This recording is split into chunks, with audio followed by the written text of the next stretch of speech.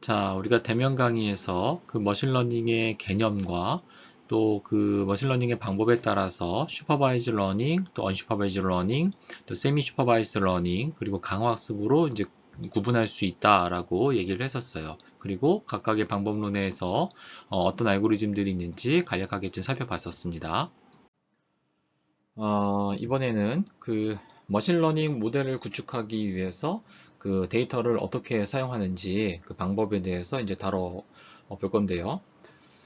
데이터 집합을 어떻게 구성하는가, 그리고 또 어떻게 검증하는가, 그리고 또 학습된 모델을 어떻게 그 테스트하는가에 대해서 살펴보겠습니다. 이제 머신러닝이 이제 데이터들로부터 학습이라는 과정을 통해서 어떤 이제 의미 있는 정보들을 추출할 수 있는 모델을 만드는 것이다. 이렇게 얘기를 했었는데, 그러니까 데이터를 수집하는 게 일단 먼저겠죠? 그런데, 이 데이터들이 그 머신러닝 모델을 학습하는 데에만 사용되는 게 아니라, 그 학습된 모델이 제대로 만들어졌는지, 그러니까 뭐 분류라든지 뭐 회귀라든지 이렇게 이제 어떤 목적한 모델의 목적이 있을 텐데요. 그 목적한 바에 따라서 잘 동작하고 있는지를 평가하는데도 데이터를 사용을 해야 됩니다. 그래서 그 전체의 데이터들을 또 그 용도에 따라서 이제 나누어서 사용을 하는데 크게 학습 데이터셋, 또 검증 데이터셋, 그리고 테스트 데이터셋 이렇게 구분을 합니다. 그러면 이제 이 세 가지 데이터셋이 뭐고 또 어떤 성질을 띠는지 이제 살펴볼 건데요. 이 학습 데이터셋이라는 것은 말 그대로 머신러닝 모델을 학습하기 위한 데이터셋입니다. 어떤 모델의 구축을 완성하기 위해서는 각 모델을 규정하는 각종 파라미터들의 값을 결정해야 하는데요. 여러 모델들, 그러니까 지난 시간에 간단히 살펴봤던 것처럼 뭐 예를 들어서 여러 모델들 중에서 신경망인 경우에는 뭐 이렇게 노드들이 있을 거고요. 이런 노드들 사이에 여러 이렇게 연결선들이 있을 겁니다. 이렇게도 연결되고 이렇게 연결되겠죠. 그러면 이 커넥션들마다 웨이트들이 할당이 되어 있는데요. 이 웨이트들은 이 노드와 이 노드 사이의 그 연결 강도를 나타내고요. 이 각각의 이 커넥션들마다 이 웨이트들의 값이 이제 다 결정이 되어야지 이 신경망 모델이 완성되었다라고 얘기할 수 있습니다. 또는 이제 뭐 통계적인 접근법에서 예를 들어서 어떤 가우시안 함수를 가지고서 그 확률 모델을 만든다고 했을 때 가우시안 함수를 정의하기 위해서는 요 평균에 해당되는 민값이 얼마인지, 그 다음에 이게 얼마나 이게 퍼져 있는지, 그 스탠더드 디베이션이라는 그 값을 가지고 있어야지만 하나의 가우시안 함수가 정의가 되는데요. 이러한 그 변수들을 모델의 파라미터라고 하는데, 그러니까 민이나 스탠더드 디비전 같은 거요, 또는 이런 웨이트들, 이것을 이제 그 파라미터라고 하는데, 이 파라미터들을 데이터로부터 그 결정하는 그 과정을 우리가 학습이라고 하고, 그때 사용되는 데이터를 학습 데이터라고 합니다. 참고로 우리가 종종 파라미터와 하이퍼 파라미터라는 이 용어를 혼용하는 경우가 있는데요. 이 두 개념은 서로 약간 차이가 있습니다. 파라미터가 모델 내부에서 결정되는 변수고 데이터로부터 어떤 값이 결정되는 것이라면 어, 조금 전에 뭐 가우시안 함수의 평균과 표준 편차 이런 거는 사용자가 정하는 게 아니라 데이터가 주어지면 그 데이터들로부터 값을 계산해서 정해지는 거죠. 반면에 하이퍼 파라미터 같은 경우는 모델링을 할 때 사용자가 직접 결정을 해주는 그런 변수인데요. 물론 뭐 베이즈안 옵티마이저처럼 뭐 자동으로 값을 결정해 주는 경우도 있기는 하지만 뭐 예를 들어 뉴럴 네트워크에서 학습 속도에 영향을 주는 뭐 학습률, 그러니까 러닝 레이시라든가 뭐 K 니어리스트 네이버에서 뭐 K 값 이런 값들은 데이터로부터 직접 계산되는 값이 아니라 사용자가 정해주는 값입니다. 뭐 그렇다고 해서 뭐 아무런 룰도 없이 사용자가 마음대로 정하는 것은 아니고 이 하이퍼 파라미터 값에 따라서 그 모델의 성능 변화가 큰 경우도 종종 있기 때문에 주로 이제 휴리스틱한 방법에 의해서 경험에 의해서 어떤 최적의 값을 예측해서 결정을 합니다. 요약하자면 대략적으로 사용자가 직접 설정을 한다 그러면 그것은 하이퍼 파라미터, 그리고 모델이나 데이터에 의해 결정되는 값은 그냥 파라미터라고 말할 수 있겠습니다. 자, 그러면 이렇게 학습이 된 모델이 제대로 학습이 되었는지 그 성능을 이제 평가해 봐야 하는데요. 이때 사용되는 데이터가 테스트 데이터입니다.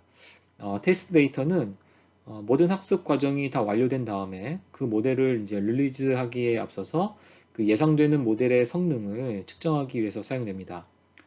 여기서 주의해야 될 점은 이 트레이닝 데이터하고 테스트 데이터는 완전히 분리되어야 한다는 거죠. 즉 테스트 데이터는 학습 과정에서 노출된 적이 없는 데이터들을 사용을 해야 되는 거고요. 만약에 여기서처럼 알약의 영상을 보고서 그 영상에 있는 게 알약인지 구분을 하는 문제가 있다고 했을 때 여러 이제 알약 데이터 영상을 수집을 해서 이제 학습을 했습니다. 뭐 이렇게 생긴 것도 있고 동그랗게 생긴 것도 있고 뭐 요거는 약간 좀 초콜릿이랑 비슷하게 생기기도 했는데요. 뭐 어쨌든 이렇게 모양도 보고 또 알약의 색상이나 이게 원형인지 또는 타원형인지 아니면 뭐 이렇게 캡슐 형태인 건지 뭐 등등 이제 알약인지 아닌지를 구분하기 위한 특징을 이제 학습을 했다고 하겠습니다. 그런 다음에 이게 이제 제대로 학습이 됐는지 평가하려고 이제 시험을 보는데 만약에 이게 학습에 사용되었던 그 데이터와 동일한 영상을 영상을 가지고서 시험을 보게 되면 이건 당연히 알약이라고 맞추겠죠. 지금 여기에 요 모양을 한번 학습을 했는데 이렇게 생긴 거 가지고서 테스트를 한다고 하면 당연히 맞출 겁니다. 그런데 이게 맞춘 것이 이 알약의 어떤 여러 종류의 알약을 보면서 이 알약의 여러 가지 특징을 학습을 해서 그 학습의 결과로서 이게 맞춘 건지 아니면 아직 알약이 어떻게 생겼는지 그 특징에 대해서 이해는 못했는데 기존에 내가 갖고 있던 이 데이터하고 그냥 똑같이 똑같나 안 똑같나만 그냥 비교를 해서 똑같이 생겼으니까 알약이라고 맞춘 것인지 그거를 알 수는 없겠죠. 예를 들면 우리가 모의고사 문제집을 가지고서 열심히 공부를 한 다음에 그 실력을 평가하는데 공부할 때 풀었던 모의고사 문제를 똑같이 문제로 내면 그러면 그 정당한 그 평가를 받기가 어렵겠죠. 그거는 그 문제에 내포된 그 원리를 이해해서 푼 건지 아니면 그냥 단순한 암기력을 테스트한 건지 구분이 안 되는 겁니다. 그래서 학습한 그 모델에 대한 평가는 이렇게 학습에 한 번도 사용되지 않았던 그 데이터를 가지고서 해야 되는 건데요. 그러니까 가령 뭐 이게 들어왔을 때, 이렇게 생긴 게 들어왔는데, 뭐 한쪽이 다른 한쪽을 이렇게 감싸는 형태로 모양을 취하고 있는 캡슐의 모양이구나. 그리고 뭔가 그 약의 종류를 식별하는 어떤 숫자가 이렇게 쓰여져 있구나. 그러면 이거는 알약이겠다. 약의 특징을 갖고 있구나. 이렇게 맞춰야지 학습된 결과를 바탕으로 그 머신러닝이 제대로 동작했다라고 평가할 수 있는 거겠죠. 이렇게 학습 데이터하고 테스트 데이터를 분리해서 사용해야 한다는 것은 어떻게 보면 너무 당연하지만 의외로 머신러닝을 입문하는 분들이 되게 자주 범하는 실수이기도 하고 또 어느 정도 숙련된 분들도 데이터를 불러오는 소스 코드를 짤 때 가끔씩 이렇게 트레이닝 데이터하고 테스트 데이터를 이렇게 섞어서 실수로 사용하는 그런 경우가 있기 때문에 여러분들이 나중에 꼭 이 점을 다시 한번 주의하시면 좋을 것 같습니다.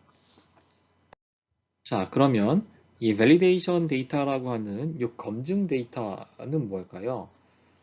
이 검증 데이터는 학습 데이터로 학습이 완료된 모델을 검증할 때 사용되는 데이터입니다. 그런데 얼핏 좀 이상하게 들릴 수도 있겠는데요. 모델을 평가하는 데 사용되는 테스트 데이터가 있는데 그럼 검증 데이터하고 이 테스트 데이터는 어떤 차이가 있을까요? 이 검증 단계는 일종의 모델을 만들어서 우리가 이제 외부에 출하하기 전에 그 중간 점검 단계라고 얘기할 수 있고, 테스트 단계는 이미 이제 출하가 완료된 제품에 대한 평가라고 할 수 있습니다. 이 검증 단계가 필요한 이유는 학습은 학습 데이터로 한다고 했는데, 만약 이 학습 데이터에 일종의 바이어스가 있는 경우 이 바이어스의 영향을 줄이기 위한 겁니다. 예를 들어서 뉴럴 네트워크를 학습을 하게 되면 여기가 이제 에폭이라고 하면, 그 에폭에 따라서 에폭이 증가하면 여기가 이제 에러라고 하고, 이 에러가 에폭이 증가하면서 이렇게 점점 이렇게 줄어들게 됩니다. 여기서 이 에폭이라는 거는 그 머신러닝 모델에 따라서 그 파라미터를 여러 번 업데이트를 하는 경우가 있는데, 대표적인 게 이제 뉴럴넷이 그렇죠. 파라미터를 업데이트할 때 학습 데이터를 모두 사용하는데, 이렇게 전체 데이터에 대해서 한번 업데이트하는 이 단위를 우리가 에폭이라고 합니다. 어쨌든 자, 이렇게 이제 점점 에러가 줄어서 더 이상 이 에러가, 이게 지워졌네요. 다시 그리면 이렇게 쭉 줄어들다가 어느 정도 더 이상 줄지 않고 어떤 값에 이제 에러가 수렴을 하게 되면 이제 학습을 종료하고, 그 가장 적은 에러를 발생시켰을 때의 파라미터들을 가지고서 이제 모델을 이제 완성을 하죠. 그런데 이 학습 데이터는 우리가 세상에서 수집할 수 있는 모든 데이터 중에서 매우 일부만을 우리가 수집해서 학습 데이터로 사용하기 때문에 일종의 바이어스가 존재할 수 있다는 겁니다. 예를 들어서 만약에 실제 데이터가 이렇게 막 분포가 골고루 쭉 퍼져서 분포가 되어 있는데, 이 중에서 우리가 학습 데이터를 랜덤하게, 물론 이제 랜덤하게 수집을 하지만 경우에 따라서는 이렇게 한쪽 부분에 치우쳐서 샘플들을 수집을 하는 경우도 발생을 할 수 있는 거죠. 사실 이렇게 수집하지 않고 아주 골고루 이렇게 골고루 분포되어 있는 데이터들을 수집을 하면 참 좋겠지만, 우리가 전체 데이터의 분포를 모르기 때문에, 정확히 모르기 때문에 사실 우리가 데이터를 수집하면서 이 데이터가 바이어스 되어 있는지조차 모르는 경우가 많습니다.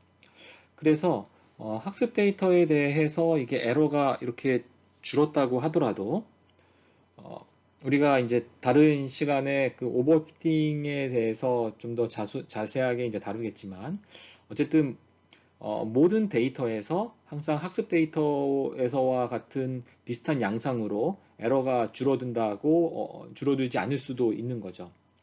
그래서 학습 데이터에 사용되지 않았던 별도의 데이터들로 검증 데이터 집합을 구성해서 이 모델에 대한 성능을 다시 평가해 보는 겁니다. 학습 데이터 자체의 어떤 학습 알고리즘 자체에 특별한 문제가 없으면 대개 이제 검증 데이터에 대해서도 이렇게 에폭이 증가하면서 처음에는 에러가 같이 줄어들게 됩니다. 그런데 학습 데이터에 대한 평가와 달리 어느 시점이 되면 이렇게 에러가 더 이상 줄어들지 않고 이렇게 다시 증가하는 경우가 발생할 수 있는데, 그렇다면 요 지점, 요 에폭 이후에 업데이트된 그 파라미터들은 그 학습 데이터의 그 바이어스에 영향을 받았다고 볼 수 있는 겁니다. 그럼 어떻게 해야 될까요? 일단 검증 데이터의 결과를 바탕으로 해서 요 지점에서 학습을 중단하고, 요 에폭에서 결정된 요 에폭까지 업데이트된 파라미터들로 이제 최종 그 모델을 구성을 해야 되는 거죠. 비록 학습 데이터에 대해서는 더 에폭이 진행이 돼서 더 에러가 더 줄어들 수도 있겠지만, 검증 데이터를 기준으로 해서 여기서 이제 중단을 하게 되는 겁니다. 그럼 이제 이 최종 모델에 대해서 이제 테스트 데이터를 가지고서 최종적인 성능을 평가하는 거죠. 다시 말하면 검증 데이터는 오버피팅을 방지하고 학습에 사용되지 않은, 그러니까 이제 모델의 일반화 성능을 향상시키는데 매우 중요하다고 볼 수 있습니다. 검증 데이터의 또 다른 용도는 그 모델을 선정하는 건데요. 예를 들어서 이제 MRI 영상으로 질병을 구분하는 모델은 여러 종류가 있을 수 있습니다. 머신러닝 방법은 그 데이터를 기반으로 하기 때문에 MRI 영상 분류 문제에 있어서도 어떤 질병에 대한 데이터인지에 따라 뭐 예를 들면 뇌종양을 진단하는 건지 아니면 뭐 관절염을 진단하는 것인지 뭐 디스크를 진단하는 것인지에 따라서 그 모델별로 성능이 달라질 수 있는데요.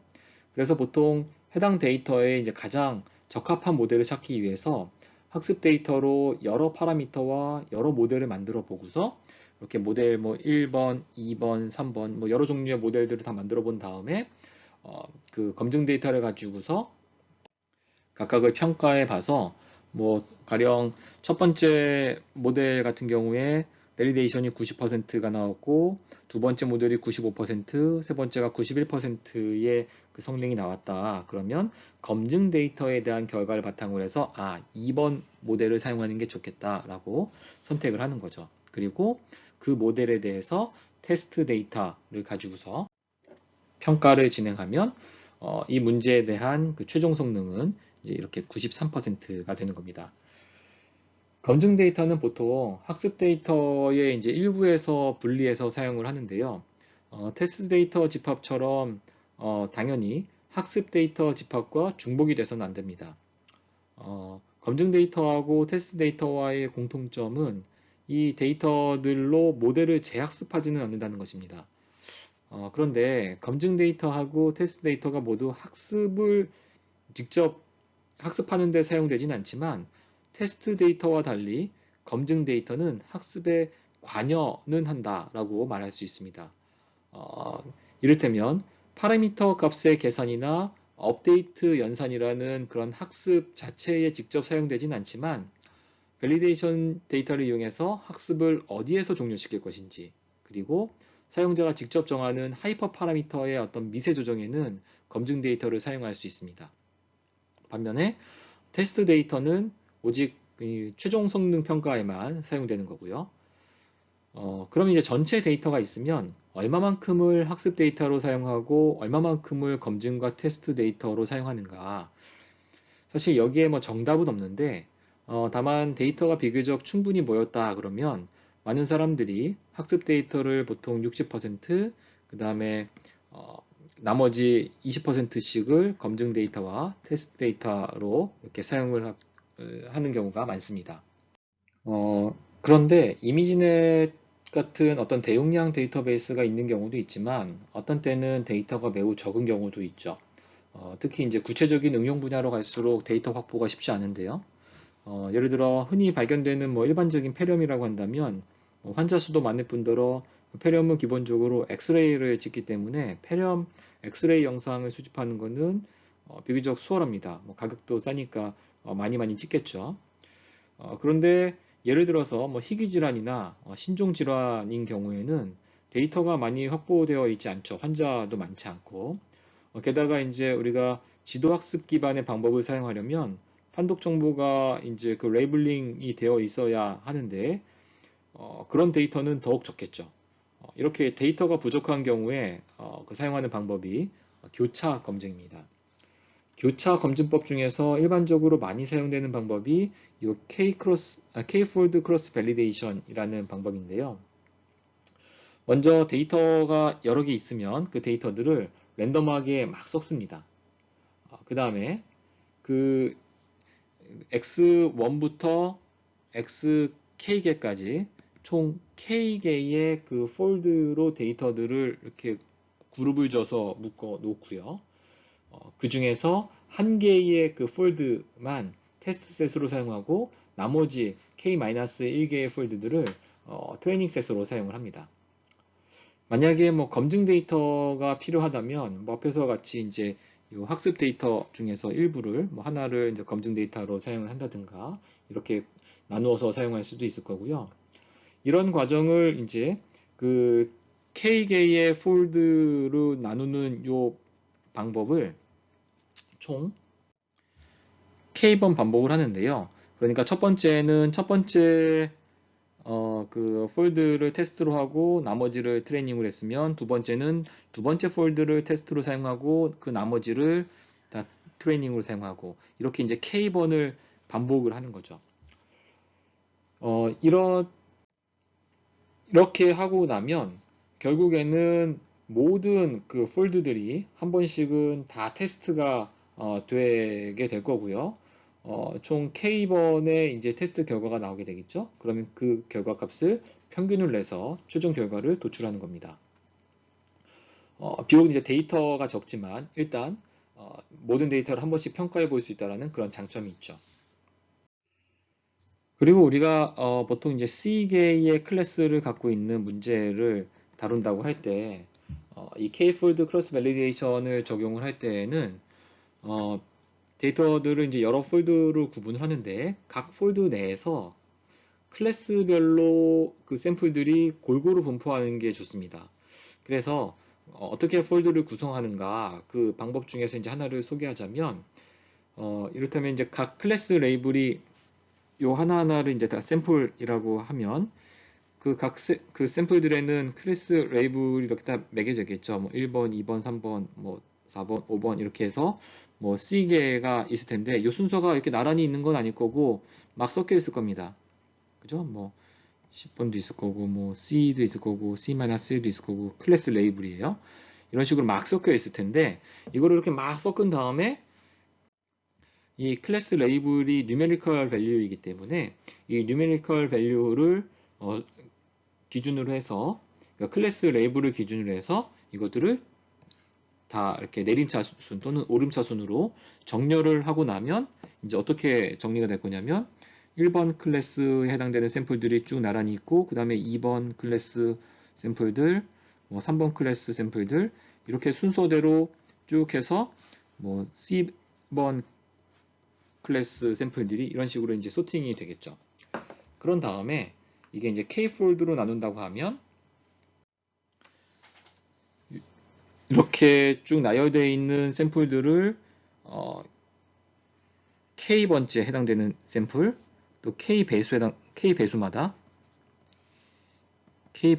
곡에 해당되는 샘플들을 하나씩 뽑아가지고 여기 또 K 배수가 되겠죠? 또 K 배수가 될 거고 또 K 배수가 될 거고 요것들을 뽑아서 하나의 폴드로 묶고 얘네들을 테스트로 사용을 합니다. 그리고 나머지는 다 트레이닝에 사용을 하게 되겠죠.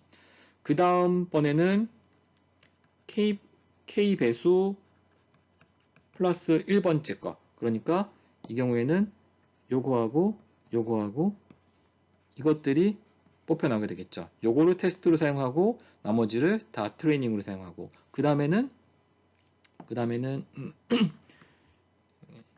K 배수 플러스 두 번째 샘플.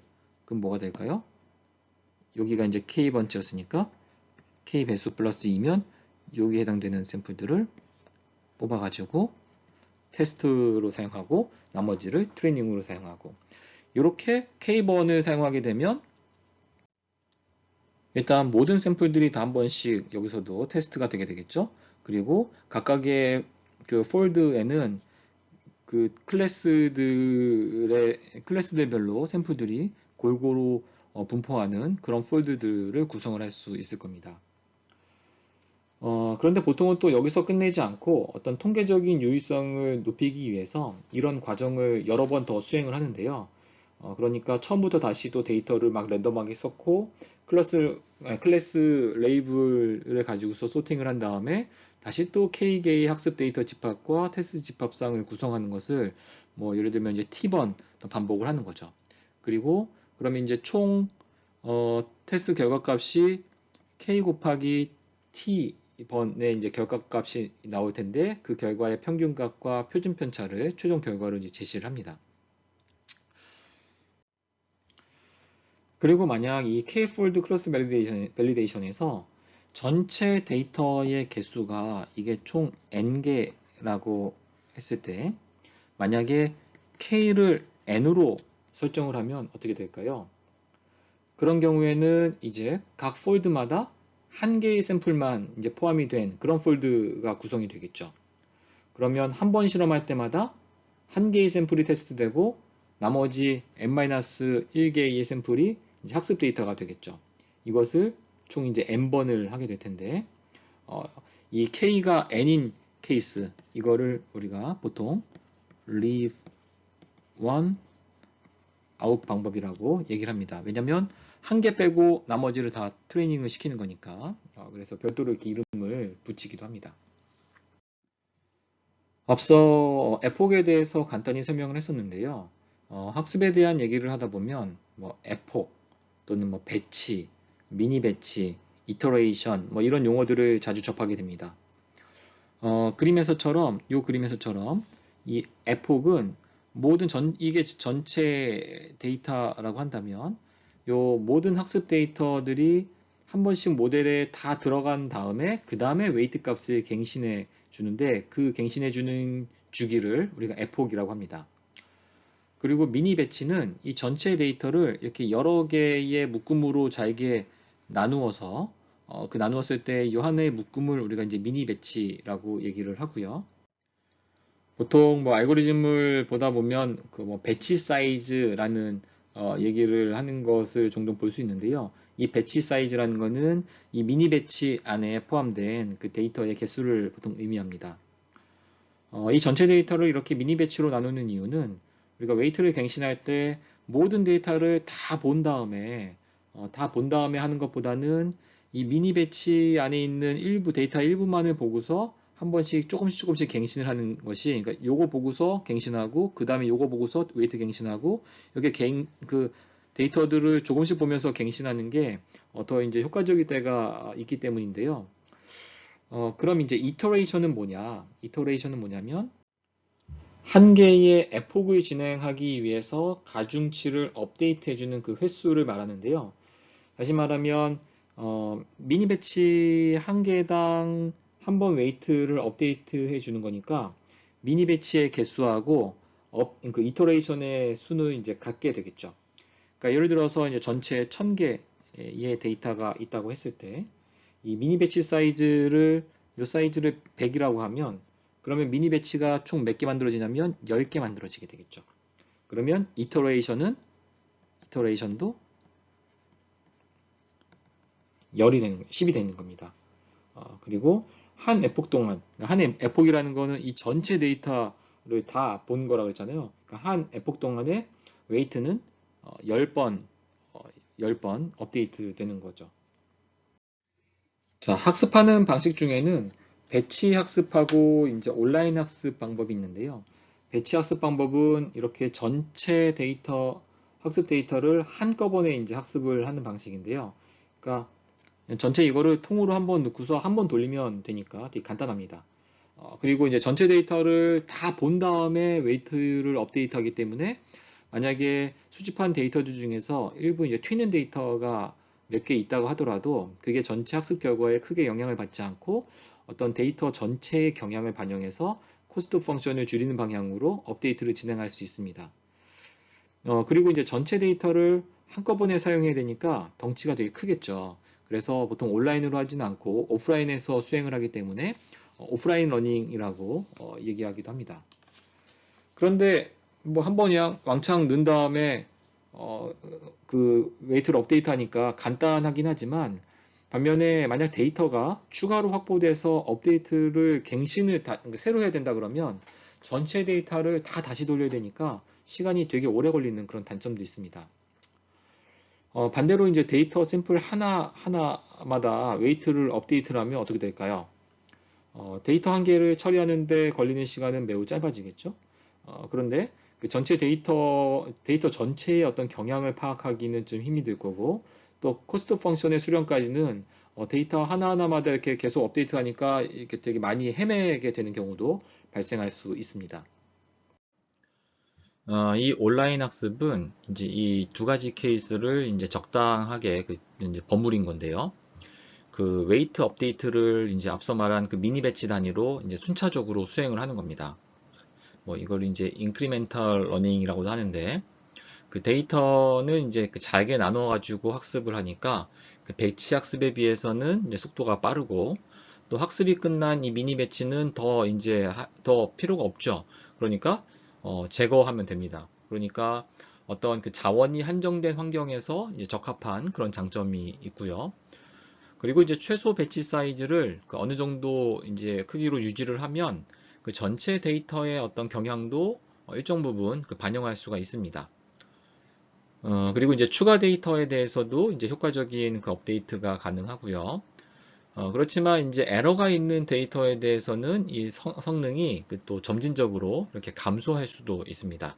그래서 이제 학습이 진행되면서 이게 성능이 어떻게 변하고 있는지를 모니터링 하다가 성능이 감소하는 것 같다. 그러면 이제 학습을 중단하든지 아니면 뭐 학습 전에 그 수집된 그 데이터의 그 이상 감지 기법 같은 것들을 이용해서 일종의 이제 아웃라이어가 데이터에 있는지 살펴봐서 그것들을 이제 제거하는 방법 이런 것들을 사용하기도 합니다.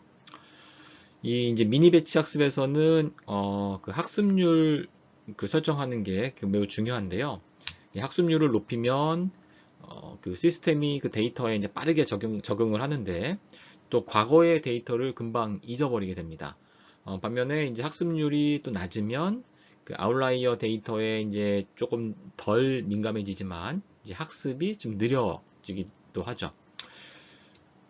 이렇게 이제 우리가 그 머신러닝에서 그 데이터의 용도에 따라서 그 데이터들을 이제 어떻게 나눠서 사용하는지, 그리고 배치 학습, 그리고 온라인 학습에 대해서 이제 다뤘는데요.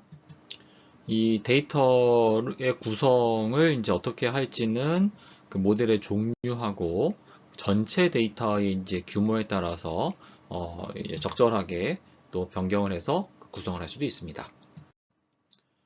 자, 그리고 이제 그 오버피팅하고 그 반대 개념이 이제 언더피팅, 그리고 또 레귤러라이제이션이라고 하는 그 정규화에 대해서 또 살펴볼 건데요. 이 오버피팅은 이제 우리가 과적합이라고도 하는데 말 그대로 이제 어떤 특정한 무언가에 너무 과하게 적합하도록 고려를 했다, 이런 의미입니다.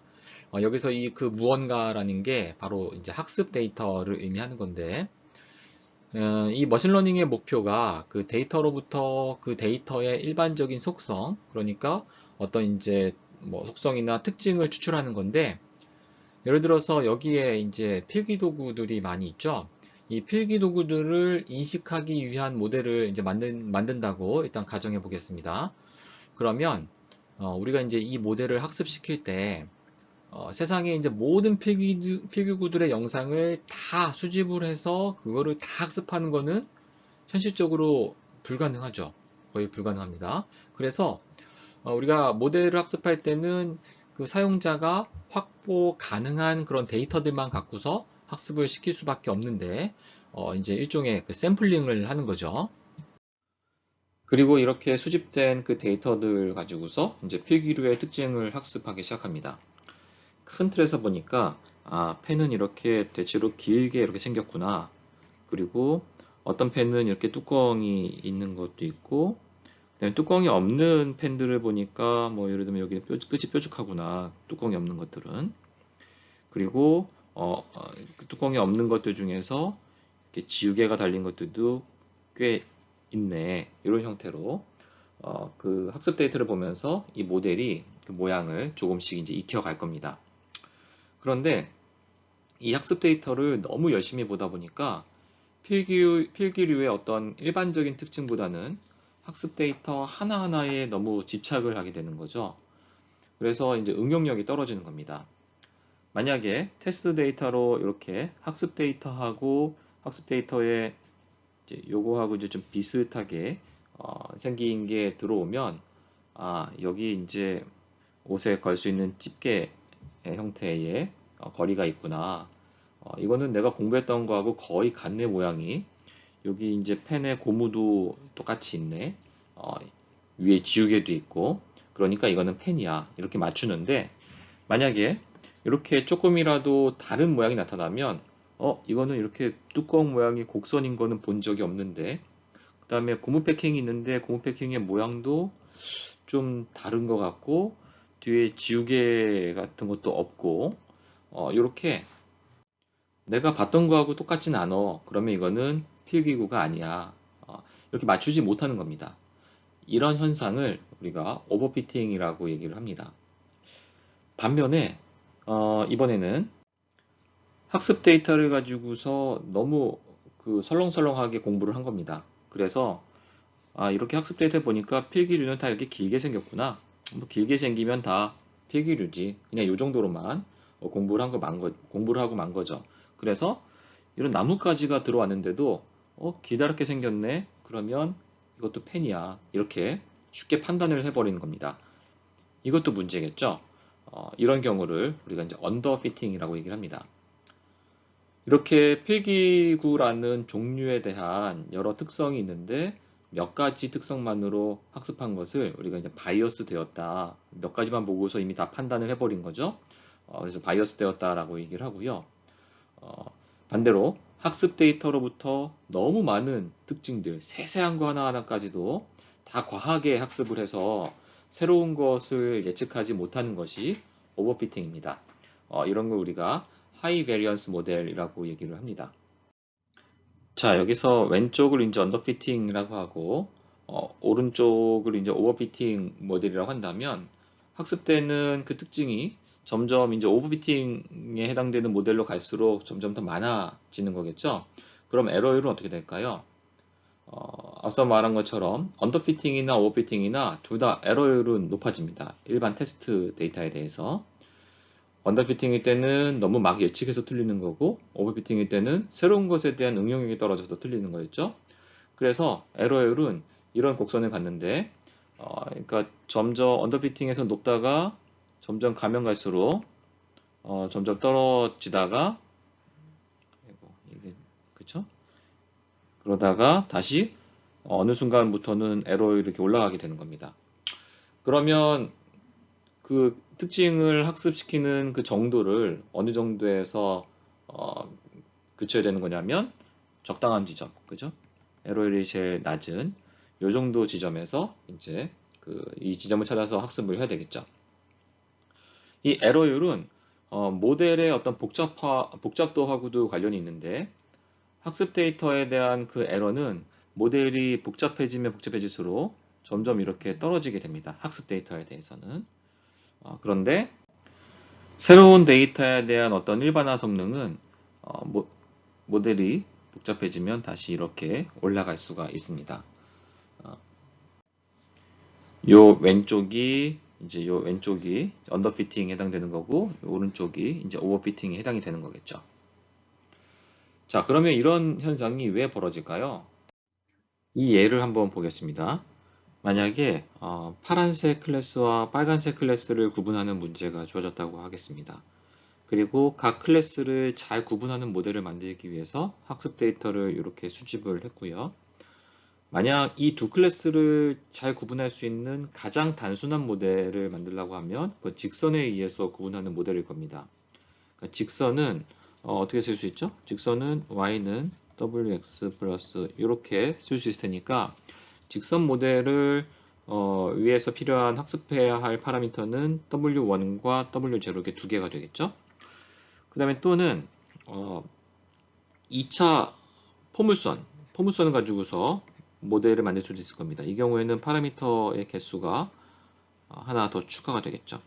x2 플러스 w1 x 플러스 w0. 그 다음에 또는 이제 고차원 방정식으로 표현을 해서 뭐 한 11차원 11차원 함수로 표현한다 그러면 y는 어떻게 될까요? 12개가 되겠죠. x11부터 해서 이제 w1 x 플러스 w0 이런 형태로 표현을 할 수가 있겠죠.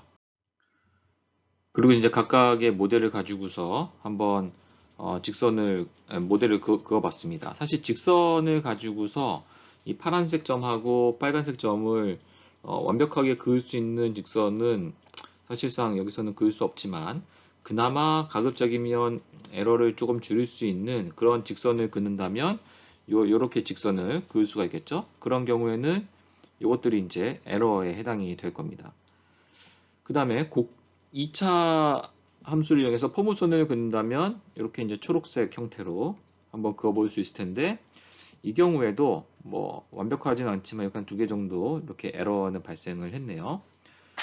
자, 그런데 만약에 이제 이거를 11차 함수로 그 고차 함수로 다시 말하면 모델이 좀 더 복잡한 그 함수로 구분을 한다 그러면 모든 샘플들을 다 완벽하게 구분할 수 있는 이런 경계선을 만들어낼 수 있을 겁니다.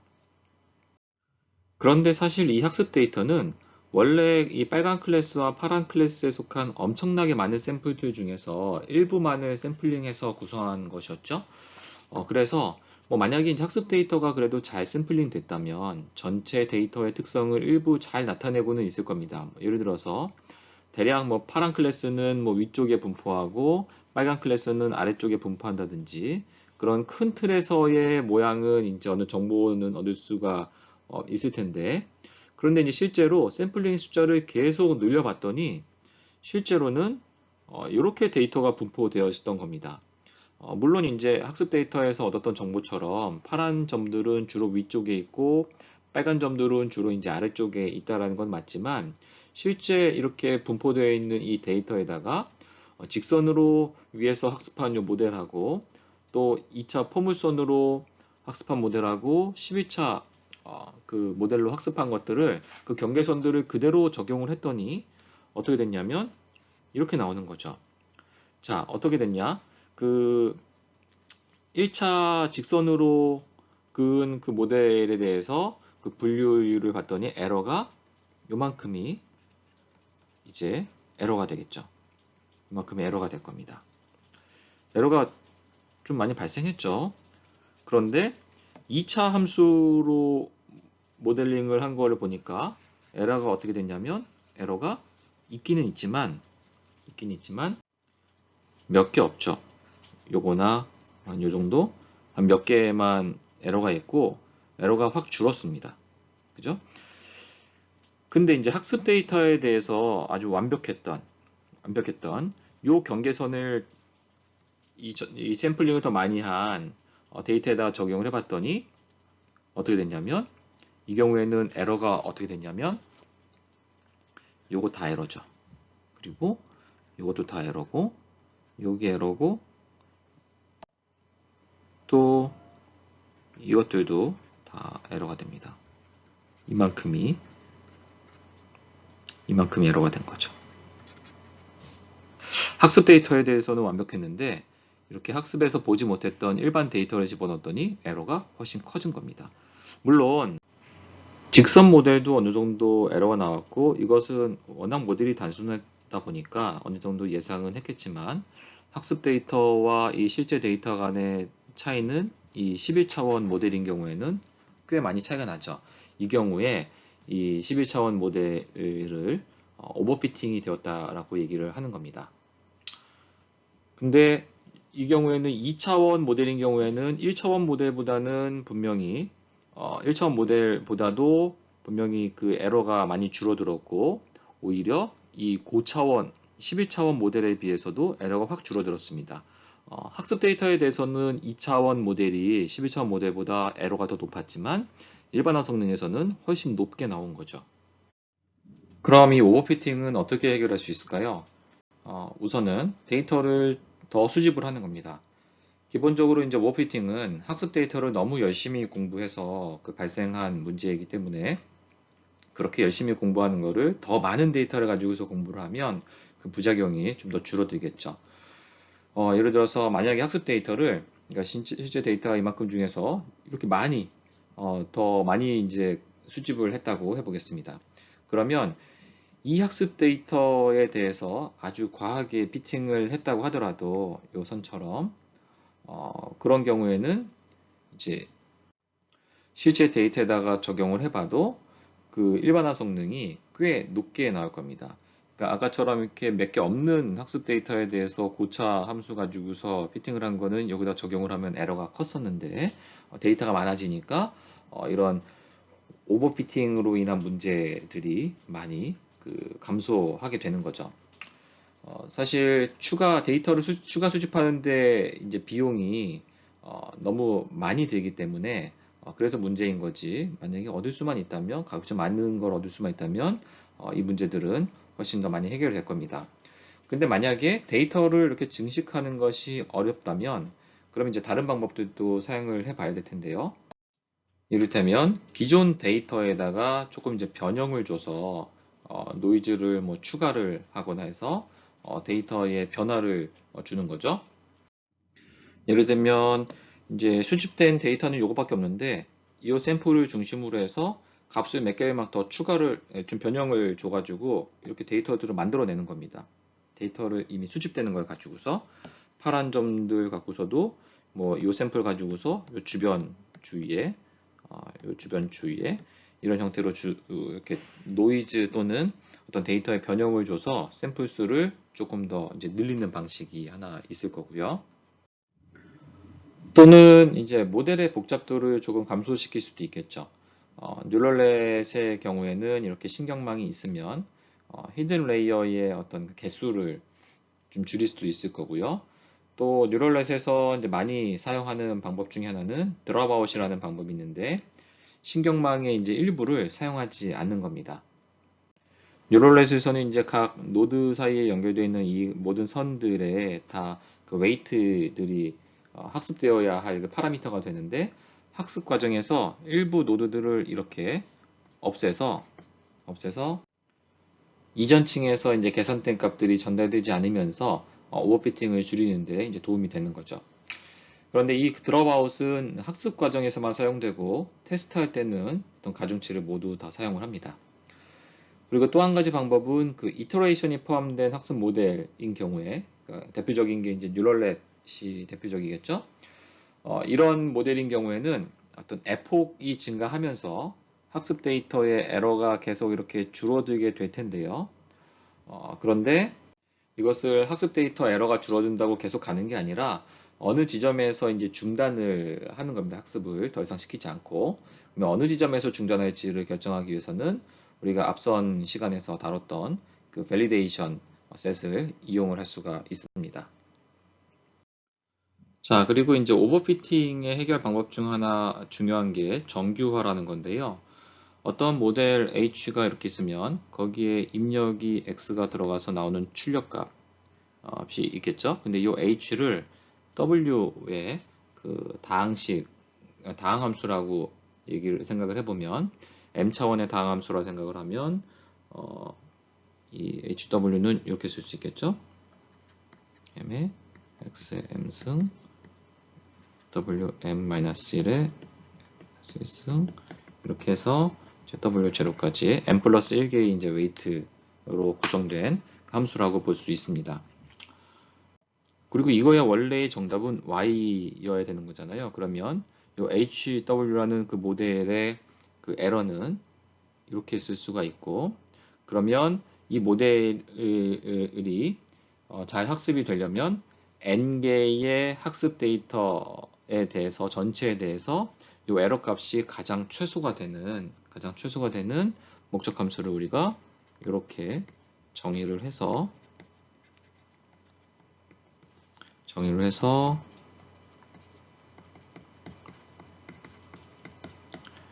요거를 최소화하는 W를 이제 찾으면 될 겁니다.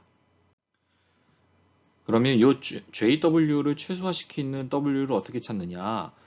요 목적 함수를 보니까 이제 2차 함수에 해당이 되잖아요. 그럼 2차 함수는 어떻게 생겼냐면 이렇게 포물선처럼 생겼습니다.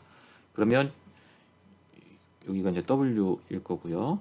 여기가 이제 JW가 될 텐데 그러면 이 2차 함수의 최소 지점이라는 거는 요 지점에 해당이 되는 거겠죠. 이게 이제 이 값을 찾는 거예요. 근데 그 지점의 특징을 보니까 미분이 0이라는 특성이 있습니다. 그래서 일단 지금 W는 아직 이 W 값이 어딘지 모르니까 처음에는 임의의 한 점을 찍어서 뭐 여기 찍든 한 점을 찍어서 이제 출발을 하게 될 텐데 W 값을 가지고 출발하게 될 텐데 그 초기 값으로 정한 W 지점에서의 J의 미분 값을 구해 봅니다. 그러면 미분은 이렇게 직선에 해당되는 거니까 요 기울기가 이제 양수가 나오게 되겠죠. 그러면 기울기가 양수가 나왔다는 얘기는 목표로 하는 요 W 값보다 지금 현재 값이 항상 오른쪽에 있다는 것을 의미하고 아무 값이나 초기 값을 잡았는데 이 점을 잡았다. 그러면 이 점에서의 J의 미분은 음수가 나오게 되겠죠. 그래서 지금 현재의 W 위치에서의 미분값이 음수면 우리가 최종 목표로 하는 지점보다는 왼쪽에 있구나 라는 것들을 미분의 부호를 가지고서 우리가 그 정보를 알 수가 있게 되겠죠. 그러면 이렇게 J에 대한 그 미분값을 기준으로 해서 만약에 얘가 음수다 그러면 최종 골을 향해서는 플러스 쪽으로 이동을 해야 되는 거니까 현재의 위치에서 오른쪽으로 이동을 해야 되겠죠. 그런데 이게 이제 음수 값이니까 플러스가 돼야 될 거고, 그죠? 아니, 마이너스가 돼야 되겠죠? 그 다음에 만약에 지금 현재 값이 양수가 나왔다 그러면 오른쪽에 있으니까 왼쪽으로 줄어든 형태로 가야 되겠죠? 그러면 또 이게 이제 양수니까 빼기 형태로 가게 되겠죠. 그러니까 두 가지를 둘 다 만족시키려면 현재의 웨이트 값에서 미분의 값을 빼주는 형태로 이동을 하게 되면 결국은 우리가 목표로 하는 이 최소 지점으로 갈 거라는 겁니다. 그런데 만약에 지금 현재의 위치에서의 미분값이 기울기가 크다라는 얘기는 이게 기울기가 점점 이렇게 커지는 건데 커진다는 얘기는 점점 그 최종 목표하는 지점보다 멀리 떨어졌다라는 걸 의미하는 거고 최소 지점과 상당히 가까운 지점이 있다는 얘기는 기울기가 완만할 테니까 거의 다 목표 지점까지 거의 왔구나 라는 걸 알 수가 있겠죠. 그래서 이동하는 그 정도는 실제 미분의 값의 크기만큼 이동을 해주는 그래서 업데이트식을 이렇게 쓰면 좋겠다라는 거죠. 그리고 한번 이동할 때 조금 더 크게 이동할 것인지 적게 이동할 것인지를 결정하기 위해서 우리가 이제 하이퍼 파라미터 에타를 이렇게 곱해서 이렇게 쓰면 이게 이제 업데이트식이 되는 겁니다. W에 대한 업데이트. 그래서 결국 얘가 0이 되는 지점까지 오면 최소 지점에 이제 도달을 한 거겠죠. 이런 형태로 업데이트를 하는 거를 우리가 그레디언트 디센트 방법이라고 얘기를 하고 업데이트식을 이렇게 쓸 수 있는 거죠. 자, 그러면 정규화라는 건 뭐냐면 데이터 하나하나에 너무 크게 W가 영향을 받지 않도록 샘플 하나하나를 다 고려해서 W를 이렇게 너무 과하게 적합시키지 않도록 일종의 버퍼 역할을 하는 이 목적 함수에다가 이런 하나의 텀을 더 붙여주는 겁니다. 이게 이제 정규화 텀인데요. 자, 이렇게 정규화 텀을 붙여주면 어떻게 해야 될까요? 이 부분을 원래의 이 코스트 펑션에 해당되는 이 부분을 우리가 이제 C0라고 하면 이제 이 학습의 방향이 그저 C0를 줄이는 방향으로만 진행되는 게 아니라 이 텀을 추가함으로써 이것도 작아져야 되는 거잖아요. 이 모양을 보니까 이 W의 크기, 그죠? 이 W의 이 값들도 최소가 되도록 동시에 진행을 하는 겁니다. 그러면 이 정규화 텀이 추가된 이 J를 W에 대해서 미분한다는 얘기는 여기에 대해서도 미분을 하지만 정규화 텀에 대해서도 같이 이제 미분을 하는 거니까요. 자, 그러면 원래 코스트 펑션에 대한 미분은 어떻게 되죠? 원래 코스트 펑션에 대한 미분은 상수는 앞으로 나오게 될 거고, 그다음 2차식이니까 얘가 이제 2로 이 지수가 앞으로 나오게 되고, 그 다음에 HW에 X에 I, 그 다음에 Y, I에다가 X, 이제 I가 되겠죠. 그 다음에 뒤에 있는 텀은 어떻게 되냐면 여기 이제 에타가 붙었을 거고 뒤에 있는 거는 이렇게 에타가 붙고 이 정규화 텀에 대한 거는 미분을 하면 이 앞에도 2n분의 1이 있으니까 2n분의 1에다가 어떻게 되죠? 2가 앞으로 나와서 2 J 이렇게 될 겁니다. 여기 람다가 있네요. 람다가 있고 이렇게 표현이 되겠죠? 그러면 이제 업데이트 식에다가 그대로 적용을 하게 되면 여기 2 사라지고 n분의 람다 W 이렇게 표현이 되겠죠. 그래서 요거 이렇게 되는데 요거를 그러니까 요 부분에 해당되는 게 요 부분에 해당이 되는 거고요. 자, 요거를 다시 정리하면 이렇게 쓸 수 있겠죠. 얘는 요거를 간단하게 그냥 CO 아까 요거를 CO라고 했었으니까 C0라고 한다면 요건 다시 쓰게 되면 여기 이제 에타 C0가 되고 이 부분하고 이 부분하고 묶으면 W에 대해서 1-에타 n분의 람다 이렇게 쓸 수가 있을 겁니다. 이 식을 업데이트되는 식을 가만히 보니까 원래의 W 값에다가 1-n분의 에타 람다 항목을 이제 곱한 형태가 된 거잖아요. 그러니까 값이 이제 작아지는 방향으로 원래의 W보다 값이 작아지는 방향으로 업데이트가 진행이 되는 겁니다. 이거를 우리가 이제 웨이트가 이제 줄어드는 그 방향으로 가고 있다. 그래서 웨이트 디케이라고 하고요. 특정 가중치가 이제 비정상적으로 커져서 학습에 영향을 주는 것을 이제 방지를 하는 겁니다. 지금 이게 W가 총 그 m 차원이니까 이제 m 플러스 1개가 있잖아요. 그러면 각각의 그 W마다 이제 편미분을 해서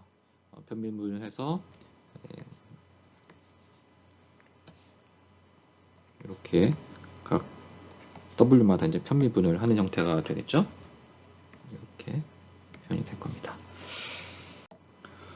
그러면 왜 이렇게 정교화를 하는 것이냐? 즉 W가 작아지도록 학습을 한다라는 게 무슨 의미일까요? 그거는 이제 특정 데이터의 모델이 너무 좌지우지되지 않도록 또는 이제 아웃라이어가 들어왔을 때 그 영향이 너무 커지지 않도록 한다는 뜻입니다. 즉 일반화 특성을 갖게 한다라는 거고, 이 식을 보면 W에 이제 제곱을 했죠. 그래서 요거를 이제 L2 정규화라고 얘기를 합니다. W 요게 이제 제곱을 해서 그 다음에 이제 L1 정규화라는 것도 있는데 이거는 이제 W에다 제곱을 하지 않고 이렇게 절대값을 이제 취해서 사용을 하는 건데 L1 정규화하고 L2 정규화의 차이는 L1 정규화에서는 그 웨이트의 업데이트가 여기서 가중치를 미분을 하면 어떻게 되냐면 W의 부호에 따라서 W가 양수면 그냥 양의 부호가 되는 거고 음수면 음의 부호가 되겠죠. W에 대해서 미분을 하니까 얘는 어차피 사라지잖아요. 그 미분을 해버리면 1이 될 텐데 부호만 이제 플러스냐 마이너스가 남는 거고 결국은 그러고 나니까 모양이 2n분의 람다의 값을 그 가중치 자체의 값에 이 W 값이 얼마인지에 영향을 받는 게 아니라 그 부호에 따라서 그냥 이런 상수를 이제 빼주는 형태가 되는 거죠. 그래서 작은 가중치들은 이제 거의 0으로 수렴되기 때문에 주요 가중치들만 이제 남게 되는데 그래서 몇 개의 의미 있는 값을 취하고 싶을 때 그래서 스파르스 모델에 이제 적합하고 또 그레디언트 디센트 방법을 그냥 적용하기는 어렵죠. 이거 절대값 전체가 지금 2차 함수가 아니기 때문에 그런 특징이 있습니다. 자, 이렇게 그 정규화의 의미까지 이제 살펴봤고요. 처음 머신러닝을 공부하다 보면 이 학습할 때 에러가 확 줄어들어가지고 아주 기대를 많이 했다가 실제 이제 테스트 결과를 보고서 이제 적잖이 그 실망하는 경우가 좀 많이 있는데 그게 이제 오버피팅 때문이라는 거고요. 특히 이제 모델의 규모가 비교적 이제 큰 어떤 뭐 딥러닝 모델 이런 것들을 사용할 때 이 오버피팅을 항상 염두에 둬야 합니다. 자, 그래서 그 모델에 비해서 학습 데이터가 충분하지 않아서 발생할 수 있는 오버피팅, 그리고 그 반대 개념인 언더피팅, 그리고 오버피팅을 해결하기 위한 그 여러 방법들 잘 정리를 해 두시고요. 그리고 이제 머신러닝 모델의 어떤 성능을 어떻게 평가할까, 성능 평가, 모델의 종류에 따른 그 평가 지표에 대해서 좀 살펴볼 건데요. 우리가 이제 머신러닝 모델을 만드는 그 이유가 학습 데이터를 통해서 어떤 문제에 대한 특징들을 잘 학습해서 아직까지는 접해보지 못한 그런 어떤 값을 그 예측하거나 새로운 데이터에 대해서 잘 대응할 수 있게 하기 위한 겁니다. 따라서 그 이 문제에 가장 적합한 그 여러 가설들, 그러니까 이제 여러 모델들을 평가하고 가장 좋은 모델을 이제 선택해야 되는데 어떤 모델을 선택할지를 결정하려면 우선 그 모델에 대해서 적합한 평가가 뭔지를 좀 살펴봐야겠죠. 연속된 값을 그 출력으로 내는 그 회귀 모델하고 또 데이터에 대한 일종의 어떤 디스크리트한 그 라벨을 맞추는 그 분류 모델은 평가 지표도 이제 다를 텐데요. 우선 그 회귀 모델의 성능을 평가하기 위한 지표로는 이제 MAE와 또 MSE, 또 RMSE, 또 그 외에도 뭐 MSP, MAPE, RMSLE 뭐 이런 것들이 있습니다. 먼저 이 MAE는 그 Mean Absolute Error라고 하는데요. 모델의 그 예측값과 그 실제 값의 차이를 모두 이제 더한 값을 의미합니다. 수식으로는 이렇게 쓸 수가 있고요. 여기서 이 시그마는 이제 그 모든 데이터에 대한 그 에러를 다 더한다는 의미겠죠. 만약 이제 데이터가 이렇게 분포되어 있다라고 했을 때, 이 데이터를 표현할 수 있는 하나의 이제 직선 모델을 이렇게 빨간색 직선으로 이렇게 구성했다고 하겠습니다. 그러면 이 모델은 지금 입력이 하나고 거기에 대한 출력이 이제 한 개인 모델이죠. 만약 이 x 값이 요런 x값이 들어온다면 요 모델에 의한 출력은 이렇게 해서 여기가 y 값이 될 거고 모델에 의한 어떤 예측 값이니까 y 햇으로 표시를 하겠습니다. 그런데 실제 샘플의 값을 보니까 실제는 요 x 값에 대해서 여기에 해당되는 게 실제 y 값이 되겠죠. 그러면 요만큼 차이가 그게 이제 에러가 될 겁니다. 지금 이 경우는 이 y-y 햇이 음수가 되겠죠. 음수가 될 거고 만약에 이 샘플 같은 경우에는 여기가 이제 y 값이 될 거고 여기가 y 햇이 될 테니까 y-y 햇은 양수가 되겠죠. 그래서 이 모든 데이터에 대한 이 에러들을 이 y-y 햇에다가 이렇게 절대값을 취해서 그것들을 다 합한 것이 그게 이제 MAE가 됩니다. 이 MAE의 경우에는 출력값하고 그러니까 그 에러의 그 단위하고 실제 출력값하고의 그 단위가 같죠. 왜냐하면 둘 다 그 y값 그 자체에서 같은 단위의 그 y 햇을 빼는 거니까 단위가 같습니다. 그런데 이 MA 같은 경우에는 예측값이 실제보다 이렇게 큰 건지 아니죠 반대죠. 여기가 이제 예측값이 실제값보다 큰 건지 실제값보다 작은 건지를 이 MA 수치만 갖고서는 일단 알 수는 없겠죠. 자, 두 번째는 그 MSE라고 Mean Square Error라는 게 있습니다.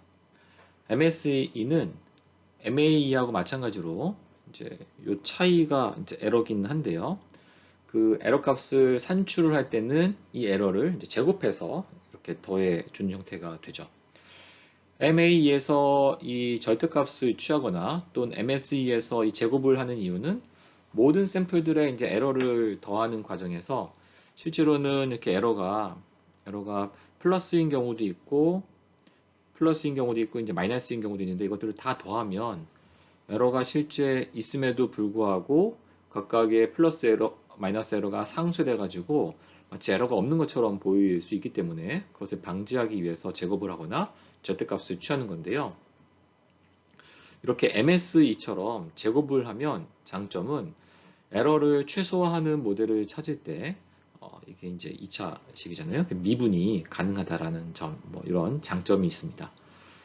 그런데 또 한편으로는 에러를 제곱을 하기 때문에 만약에 어떤 샘플을 취득했는데 이렇게 하나만 동떨어져 있는 그런 샘플이 있다고 쳤을 때 이런 샘플을 우리가 아웃라이어라고 얘기를 하는데요. 이런 아웃라이어가 있을 때 이때는 에러가 어떻게 되죠? 에러가 이만큼이 다 에러가 됩니다. 그런데 이 에러를 MS에서는 그렇지 않아도 큰데 얘를 또 제곱을 시켜버리잖아요. 그래서 이 전체 MSE를 계산하는 과정에서 특정 샘플, 아웃라이어 샘플의 값이 좀 과도하게 그 MSE 값에 반영이 되는 그런 경우가 있습니다. 그것을 우리가 이제 아웃라이어에 민감하다 이렇게 표현을 하는 거죠. 그리고 이제 MSE의 단위는 실제 데이터하고는 다르죠. 왜냐하면 제곱을 했으니까 단위 자체가 좀 다릅니다. 그 다음에 또 많이 사용하는 지표 중에 그 RMSE라는 게 있는데요. 이 RMSE는 MSE에다가 그 루트를 씌워준 겁니다. 루트를 씌워주니까 그 에러의 단위가 다시 그 데이터의 단위하고 이제 같아지게 되겠죠. 그리고 MSE보다 그 아웃라이어의 그 영향을 좀 덜 받습니다. 왜냐면 루트라는 식 자체가 이렇게 되잖아요. 그러니까 그 특정 아주 커다란 값들의 그 영향을 좀 덜 받게 되고요.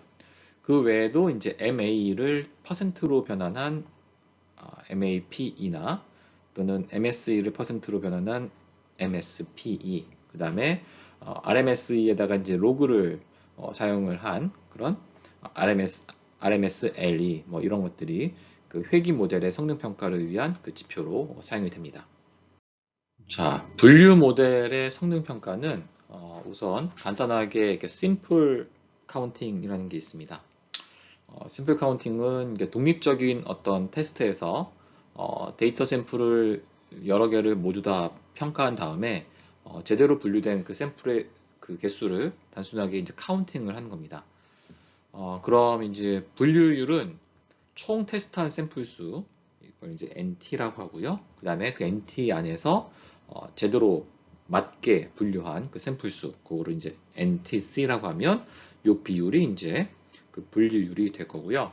그 다음에 에러율은 말 그대로 이제 1 마이너스 맞은 확률을 빼면 그게 이제 1 마이너스 PC, 이게 이제 에러율이 되겠죠.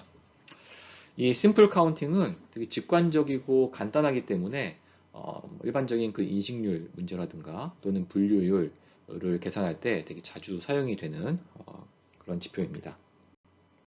자, 그 다음에는 이제 두 개의 클래스 문제, 그러니까 즉 포지티브냐, 네거티브냐 이거를 구별하는 그 바이너리 클래스 분류 모델하고 또는 이제 바이너리 클래스 분류하고 이제 큰 틀에서는 같은 개념인데 그 검출 문제, 즉 포지티브냐 아니면 그 나머지 다냐를 이렇게 구분하는 디텍션 모델의 그 성능 평가에 이런 지표들이 사용이 되고 있는데요.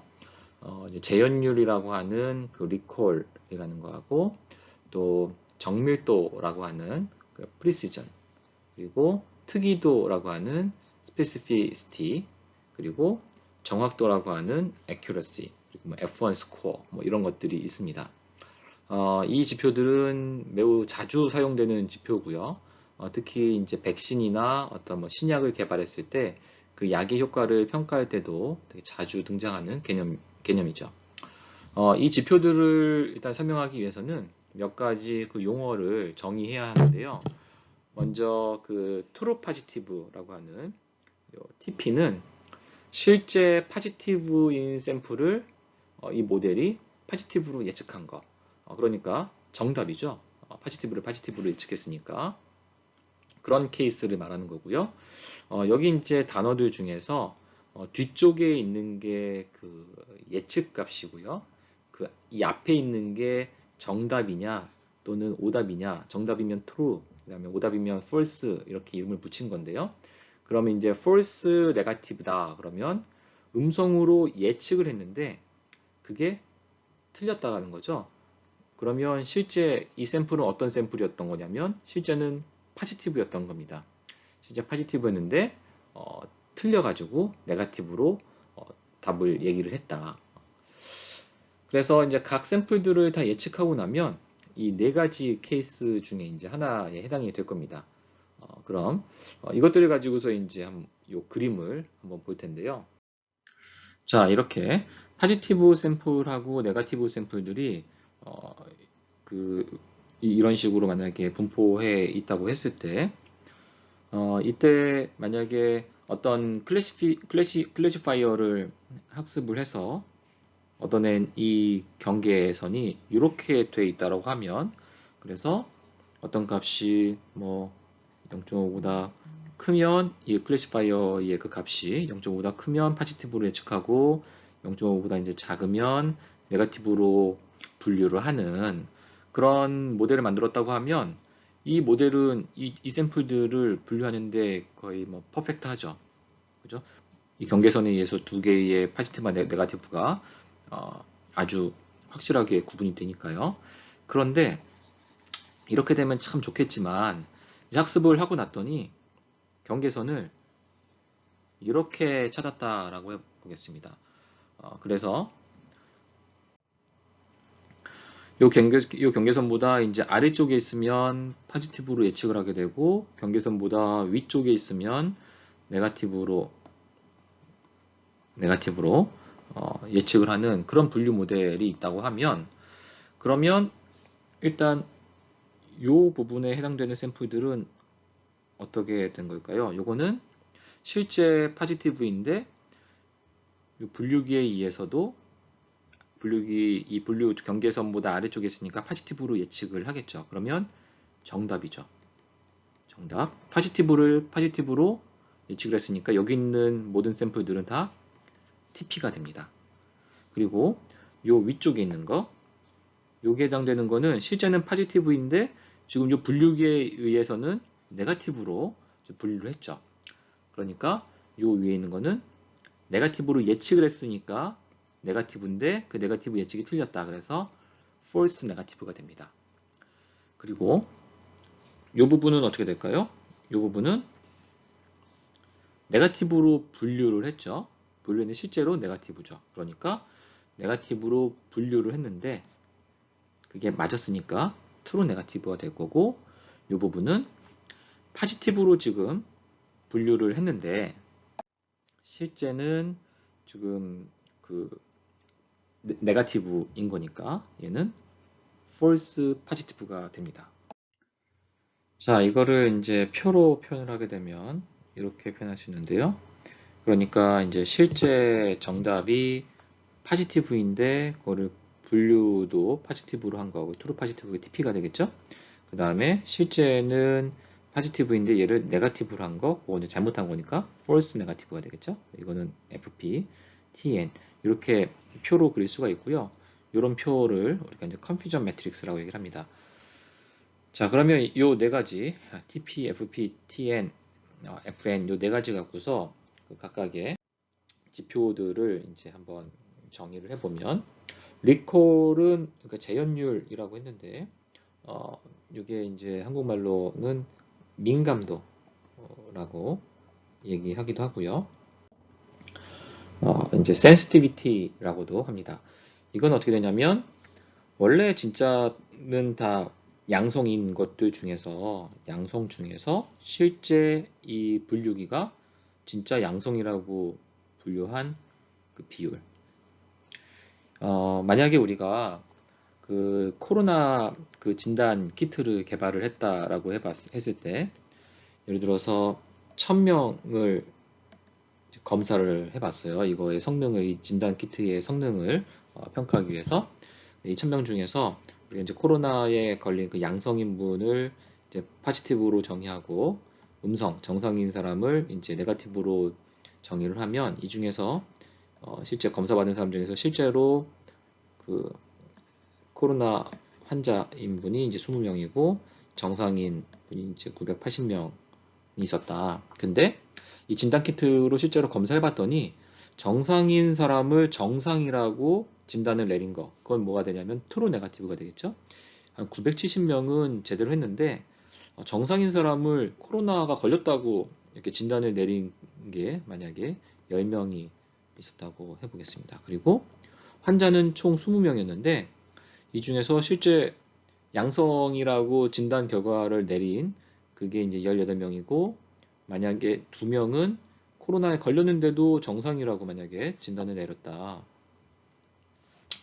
그런 경우라고 한다면 지금 이 리콜의 의미는 뭐냐면 나는 실제 환자인데 이거를 그 환자라고 진단을 내려준 경우에 해당이 되겠죠. 그러면 이 경우에는 TP가 어떻게 됐었죠? TP가 18. 될 거고, FN이 얼마냐면 2명이 되겠죠. 그래서 20명 중에 실제로 TP라고 한 거 18. 그래서 어떻게 되죠? 90%. 이 경우에는 90%의 민감도를 갖는다라고 얘기를 하는 겁니다. 그 다음에 그러니까 이제 이 리콜이라는 거는 민감도라는 거는 양성인데 양성으로 얼마나 잘 판단을 하는가, 그러니까 환자를 얼마나 환자로 잘 분류하는가, 그게 이제 그 민감도에 해당이 되는 거고요. 그 다음에 이 특이도라고 하는 이 스페시피시티는 실제 음성인 사람들, 이렇게 있으면 분류기가 음성인데 정상인데도 코로나라고 걸렸다라고 분류를 할 수 있는 거죠. 그래서 실제 정상인 사람들 중에서 분류기가 정상이라고 분류한 요 비율, 요게 이제 그 특이도가 되겠고요. 이 경우에는 어떻게 되냐면 원래 정상인 사람이 이제 TN도 정상이고 FP도 정상이죠. 정상인데 양성으로 잘못 판단한 사람이니까 여기가 분모가 다 정상이 될 거고요. 실제로 맞춘 게 이렇게 되는 거니까 980명 중에서 970. 대략 계산을 해보면 한 98.9%가 되는 거죠. 그래서 사실 이제 어떤 진단 키트에 대한 성능을 얘기할 때 우리가 이 민감도를 가지고서 얘기하느냐 아니면 특이도를 가지고서 얘기하냐에 따라서 그 수치 자체는 거의 99%가 될 수도 있고 90%라고 진단기의 성능이 이렇습니다. 이렇게 수치만 보고서 쉽게 그 성능을 판단을 할 수는 없는 거죠. 어떤 수치인지가 어떤 지표의 그 결과인지를 꼭 살펴봐야 되는데, 예를 들어서 이 특이도 같은 경우에는 정상을 정상으로 얼마나 잘 판단했는가, 얘는 환자를 환자로 얼마나 더 판단을 했는가. 그래서 만약에 리콜을 올리려면 결국 FN을 줄여야 되는 거죠. FN이 뭐였냐면 양성인데, 그러니까 코로나에 걸렸는데 이거를 정상으로 판단하는 그런 에러를 줄여야 되는 겁니다. 그래야지 리콜이 올라가겠죠. 반면에 이 특이도라는 거는 FP를 줄여야 되는 건데, 이거는 이제 정상인 사람을 코로나에 걸렸다고 잘못 진단하는 거를 이제 낮출수록 특이도가 증가하겠죠. 그러니까 특이도나 민감도나 둘 다 증가하면 좋은 건데, 그러니까 두 개가 둘 다 증가하면 좋은 건데, 그런데 사실 이 의료 쪽에서 어떤 진단을 하는 데 있어서는 더 중요한 거는 그 민감도가 더 중요하다고 볼 수 있습니다. 왜냐하면 만약에 어떤 사람이 코로나 걸렸는데 이 사람이 코로나가 걸렸으면 코로나가 걸렸다라고 얘기를 해줘야지, 그래야지 당장 격리를 하고 이제 치료를 받으러 가야 되는데, 양성인 사람은 음성이라고 판단을 내버리면 자기가 병에 걸린지 모르고서 코로나 걸린지 모르고서 막 돌아다니든지 아니면 치료를 받지 않고 있다가 더 위험하게 될 수 있는 거죠. 그런데 그러니까 그런 위험도가 되게 커지는 거죠. 그런데 이 특이도 같은 경우에는 이 특이도가 떨어진다는 얘기는 정상인 사람을 코로나라고 잘못 진단을 하는 거잖아요. 그런 경우에는 물론 그 당사자한테는 기분이 되게 안 좋고 괜한 걱정을 많이 하긴 했죠. 난 정상인데 코로나 걸린 줄로 착각을 했으니까. 그렇지만 그것은 이제 다른 검사를 통해서 또 실제 또 병원에 가서 정밀 검사를 통해서 정상이라고 다시 판정을 받을 수 있는 기회도 있고, 그리고 잘못 알았을 뿐 실제로 이 사람이 위험해지진 않죠. 실제 감염되진 않은 사람이니까. 그래서 이 어떤 진단을 통해서 어떤 스크리닝을 하거나 이제 그런 측면에 있어서는 그 민감도가 특이도보다는 조금 더 주의해서 봐야 될 그 수치라고 할 수 있습니다. 그래서 요 단순한 요 퍼센트에만 이렇게 집중할 게 아니라 어떤 지표인지를 잘 봐야 되는 거죠. 만약에 어떤 진단 키트가 웬만한 거는 그냥 다 음성으로만 내는 그런 진단 키트가 있다. 그러면 음성은 다 음성으로 얘기할 거고, 그죠? 음성을 파지티브로 할 가능성 없겠죠. 이런 경우에는 특이도는 100%가 나올 겁니다. 근데 이 진단 키트는 웬만한 걸 다 음성으로 얘기하기 때문에 실제 환자들 중에서도 10명만 겨우 양성으로 얘기를 하고 10명은 음성으로 낸다. 그러면 특이도가 100%이지만 민감도는 50%로 떨어질 수도 있는 거죠. 이런 진단 키트는 좋은 키트라고 얘기할 수 없겠죠. 자, 그러면 이제 이 프리시즌이라는 거는 뭐냐? 이거는 트루 파지티브하고 폴스 파지티브.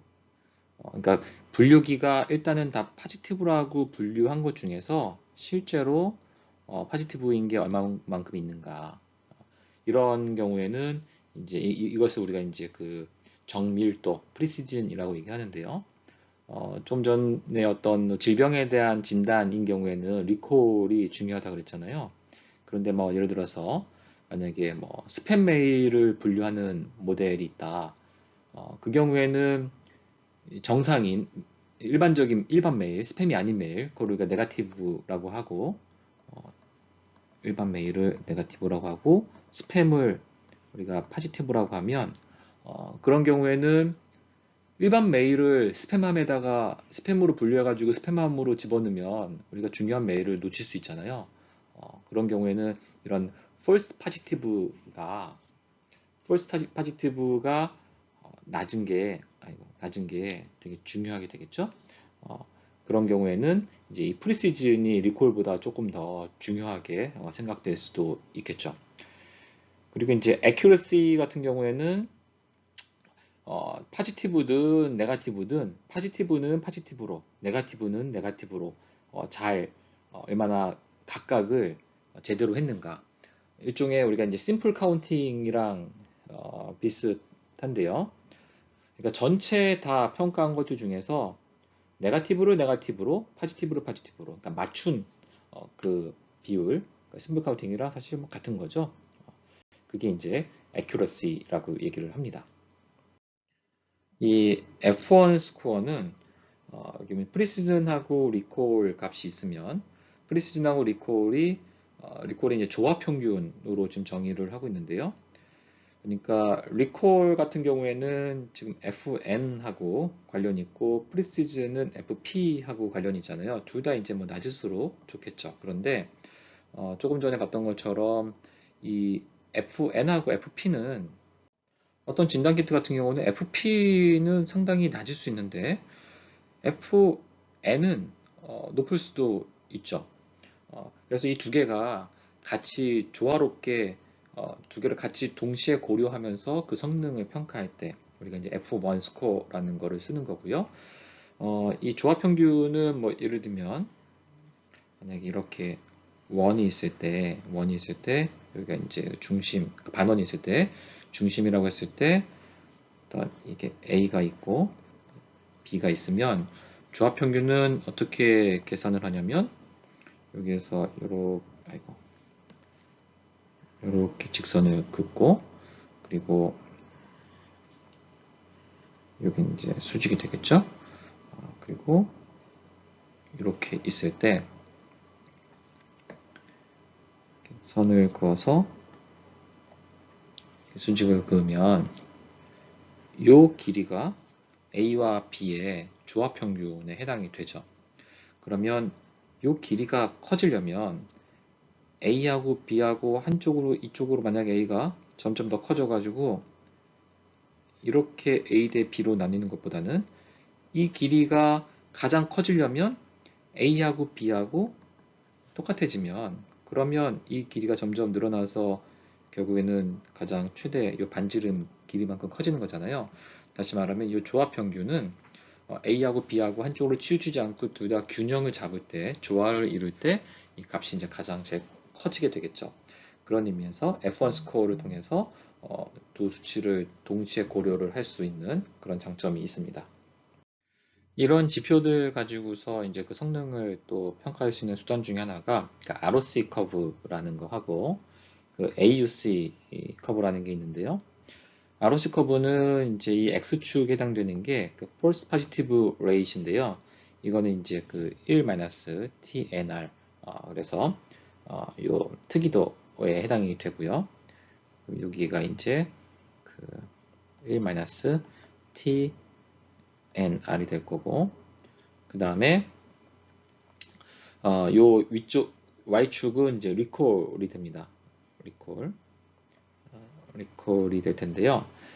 이 ROC 커브를 그려보면 이 가운데 중심으로 해서 이런 형태로 모델을 따라서 그려질 텐데 다 여기서 이제 1에서 만나게 되죠. 그런데 이 커브를 보고서 뭘 할 수 있냐면 커브를 보고서 이게 이쪽 위쪽으로 올라갈수록 좋은 그 모델이라고 할 수가 있습니다. AUC 같은 경우는 이 ROC 커브에서 이 아래쪽에 해당되는 면적, 이 면적을 의미하고요. 그러니까 AUC가 넓다는 얘기는 이 곡선이 더 위쪽으로 올라가 있다라는 거겠죠. 그래서 AUC하고 이제 ROC하고 결국 이제 같이 연동이 되어 있는데요. 이게 이 위쪽으로 올라가면 왜 더 좋은 거냐?